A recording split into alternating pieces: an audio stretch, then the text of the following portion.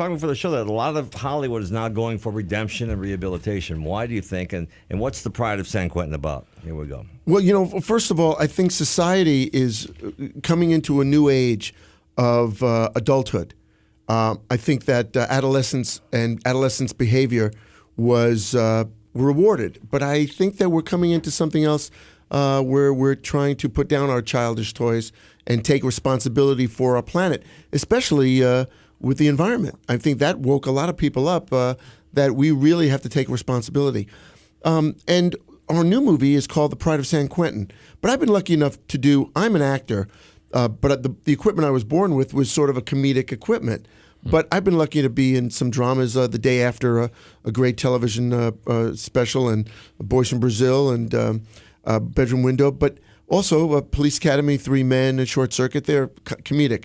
But our new film is called The Pride of San Quentin, which is actually about relationship between Ralph Blackie Schwam, who was one of the greatest pitchers in late 1940s and early 50s. He had a 100-mile-an-hour fastball that, in those days, they didn't clock them with a speed gun.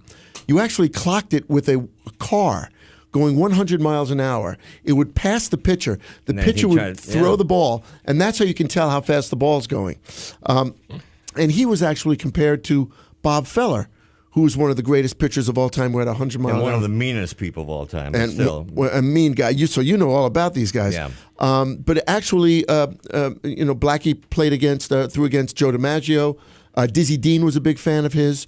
And our film is about the relationship between Blackie Schwam, Clinton S. Duffy, who was a great warden, who created rehabilitation.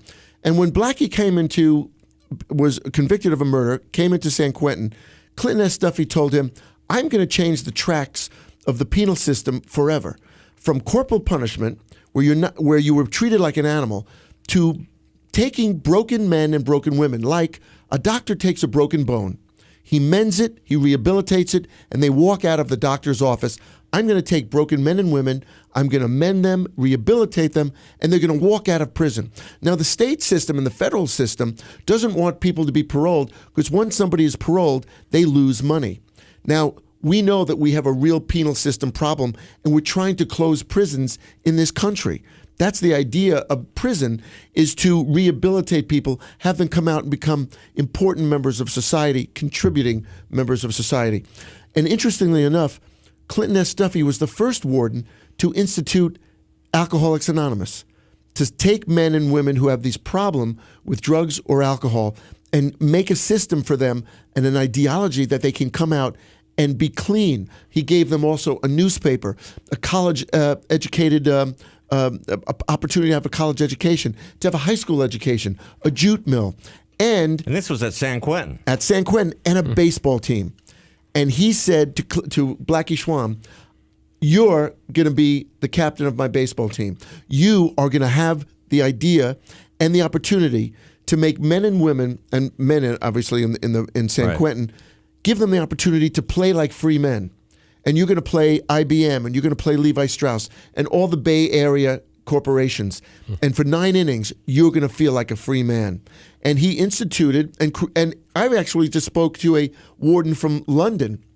When I was talking about Clinton Duffy, she said, oh, the greatest warden of all time. He started rehabilitation and changed the penal system for everybody all over the world, and changed men and women's lives forever, and their families' lives forever. So it's a fantastic story. It has such historical value and also entertaining value. You know, the current prison system now has become the home for the mentally ill and the homeless. It sure has. And, we've shut down all the acute care psychiatric hospitals and state hospitals. Right. And they're now in the hospital, and we don't really see much care going on. I think there's one psychiatrist for about every 250 plus prisoners. Yeah. So what do you think, looking at if this guy was around now, right, greatest warden of all time, what do you think he would be saying about the current state of mental health and homelessness, and how we basically use prisons as a dumping ground for any social problem that we have? Well, he'd be very unpopular in the prison system. Right. Because in the age of the supermax prison. Exactly. He wants to close prisons. He wants men and women to come in, learn what they've got to learn, change, and go out, other than those who can't be changed, which is a very small part of it. In the Reagan era, and who perhaps one of our last idyllic presidents that we really could look up to, or the country looked up to and said, hey, he's going to save our country. He was the one who said, listen, we got to stop. We have to close all these psychiatric institutes. And slowly they started closing, and these men and women were thrown on the street. Now, the population has no patience for them. And the enforcement is, we're going to find out something that they're going to do that breaks the law, and we're going to put them in prison. And they don't need to be in prison. They need to be somewhere where they can get help, legitimately help. And it's a real shame. So I do think Clinton S. Duffy would probably be so important today to take a stand and say, that's not where they need to be. We need to create a place that can help them, or at least monitor them and keep them stable. Steve Guttenberg is here, and Andrew and I talk about this all the time, that our focus should be on helping people rather than throwing them behind bars or a curtain or an iron certainly curtain or punishment. whatever. We know that punishment really is not really all that effective. No. It can work temporarily with behavior mod and limited amounts, behavior modification, and limited amounts of punishment and properly measured punishment. But what we see now is just a blanket sort of really classism. We're deciding this whole group of people, because they have these issues, either mental health or addiction, or that were in poverty and committed crimes. And some of them are actually really just criminals. There are sociopaths and other people that are not redeemable. But we're deciding that we're just going to lump them all in the same place.